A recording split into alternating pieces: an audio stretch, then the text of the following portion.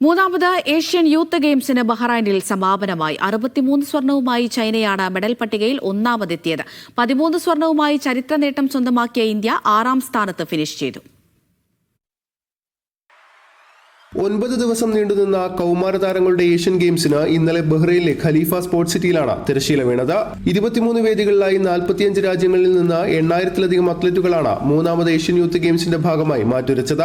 എല്ലാ തവണത്തെയും പോലെ തന്നെ ഗെയിംസിൽ ചൈനയുടെ ആധിപത്യമാണ് കാണാൻ സാധിച്ചത്. 63 സ്വർണവും 49 വെള്ളിയും 35 വെങ്കലവുമായി 147 മെഡലുകളോടെ ചൈന ഇത്തവണയും ഒന്നാമതെത്തി. 37 സ്വർണവുമായി ഉസ്ബെക്കിസ്ഥാനും 24 സ്വർണവുമായി കസക്കിസ്ഥാനുമാണ് മൂന്നാമത്. ഇന്ത്യക്കും ചരിത്ര നേട്ടം ാണ് ഗെയിംസ് ഇത്തവണ കൊടിയിറങ്ങുന്നത്. 13 സ്വർണവും 18 വെള്ളിയും 17 വെങ്കലവുമായി 48 മെഡലുകളോടെ 6ാം സ്ഥാനത്ത് ഫിനിഷ് ചെയ്ത ഇന്ത്യ എക്കാലത്തെയും മികച്ച മെഡൽ വേട്ട കൂടിയാണ് യൂത്ത് ഗെയിംസിൽ നടത്തിയത്.